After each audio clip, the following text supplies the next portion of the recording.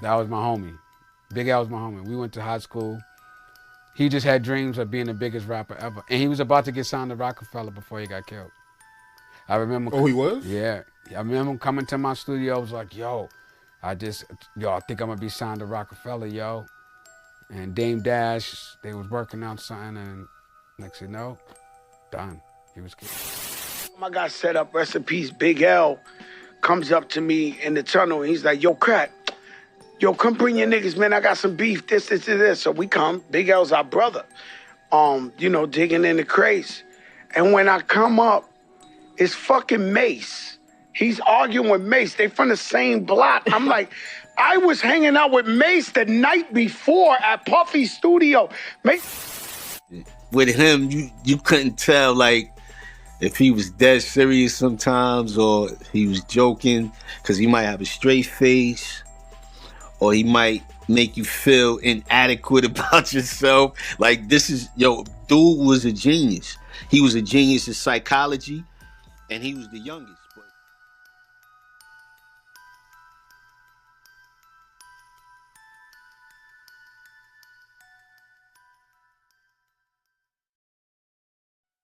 On February 15th, 1999, Lamont Coleman, known to the hip-hop world as Big L, was about to face the ultimate consequence of the environment he had spent his entire life trying to escape through his music.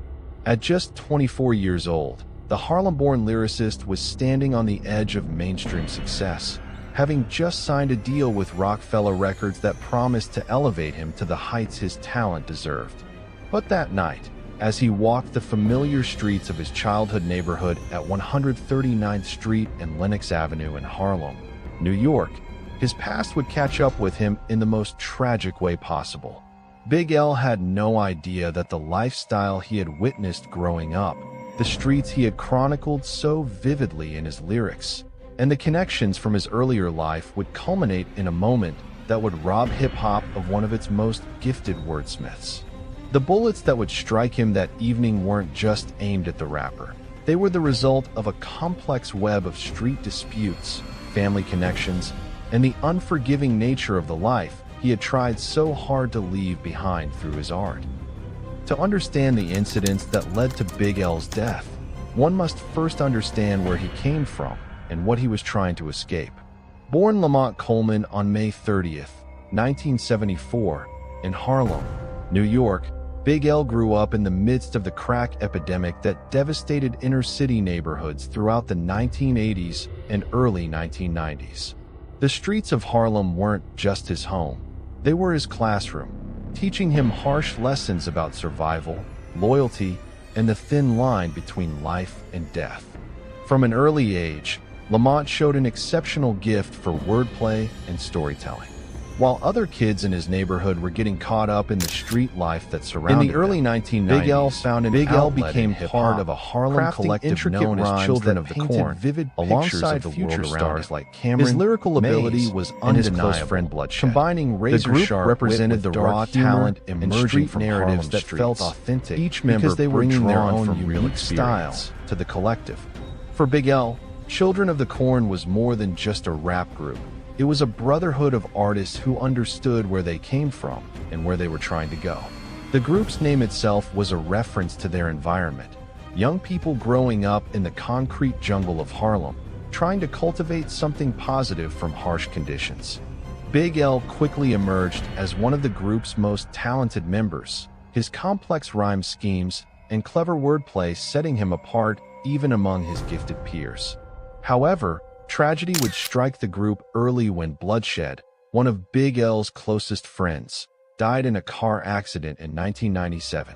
The loss hit Big L hard, serving as an early reminder of how fragile life could be.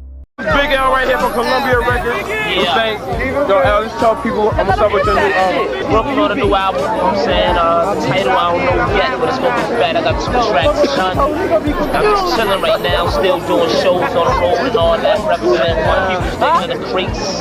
I came to represent my man Smooth Hustler. Wow. That's right, kid, that was Big L's breakthrough came with his appearances on underground radio shows, particularly his legendary freestyle sessions on Stretch and Bobado's show on WKCR.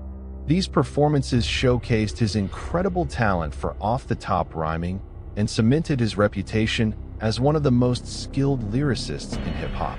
His ability to construct complex rhyme patterns spontaneously left listeners and fellow rappers in awe, earning him respect throughout the hip-hop community. One of the first Big L, when we was still trying to get a deal and still, like, I don't know if we met Puff yet, but we was downtown on 139th getting some weed from Buzz Me In, old spot that used to be there, and he was in front of the fried chicken spot, and SP got out, and him and SP got into a battled? A furious one. Yeah. Styles P and Big L. Damn, battled. who has that footage or something? There was no cameras. I know. It was crazy. It wasn't a camera around back then. It was a sky tub. Yeah, it was nothing possible to record it, but yeah.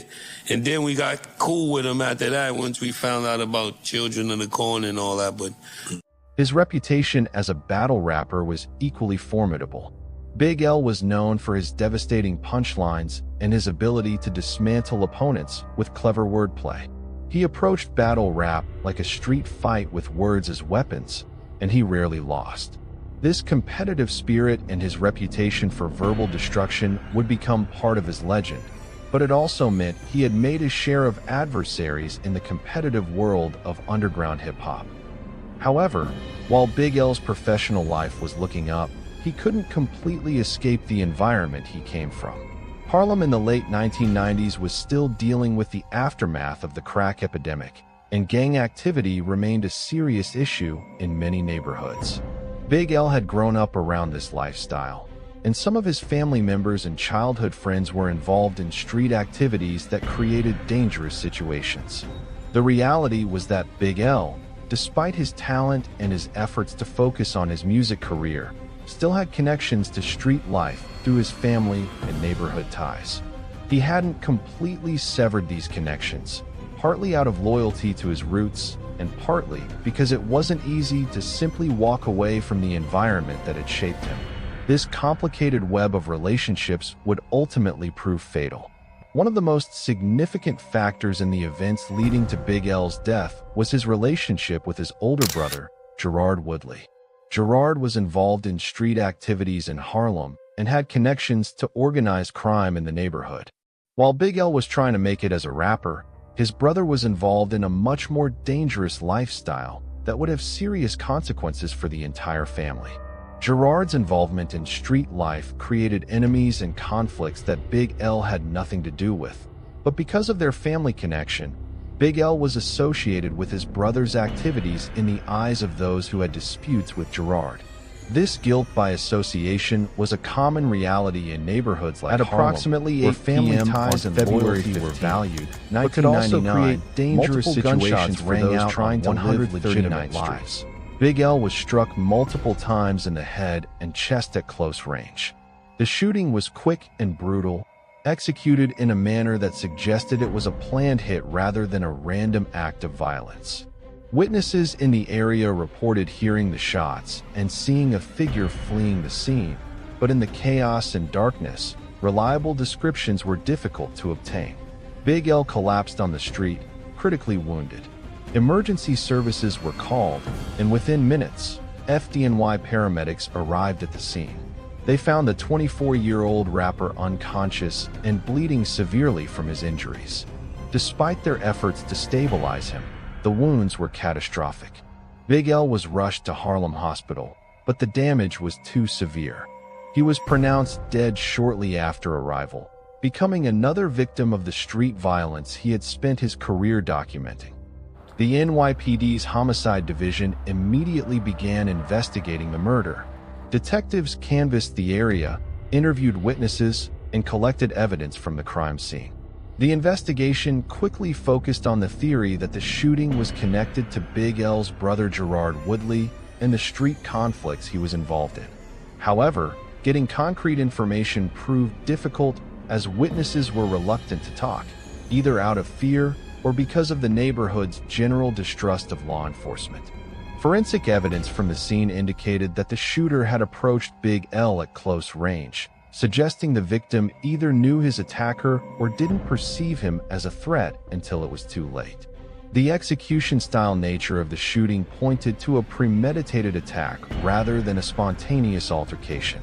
Investigators believed they were dealing with either a case of mistaken identity, where the shooter thought he was targeting Gerard Woodley, or a deliberate attack on Big L specifically because of his family connection. The story took another tragic turn in 2017, nearly 2 decades after Big L's murder. Gerard Woodley himself was shot and killed in Harlem, allegedly by the same person who had killed Big L years earlier. According to police reports and witness accounts, a man named Gerard Woodley, though some sources identify him by other names, was shot multiple times in what appeared to be a long-delayed act of revenge or settling of old scores. If the reports linking Gerard's 2017 death to Big L's 1999 murder are accurate, it suggests that the conflicts that claimed Big L's life remained unresolved for nearly 20 years before finally claiming Gerard as well.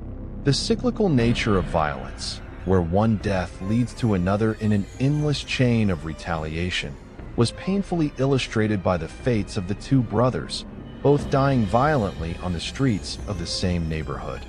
Today, Big L is remembered not just for his tragic death, but for his incredible contributions to hip-hop.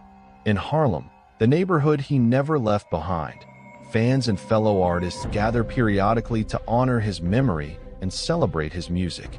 These tributes serve as a reminder that while his life was cut short, his art continues to live on and inspire new generations of hip-hop fans and artists.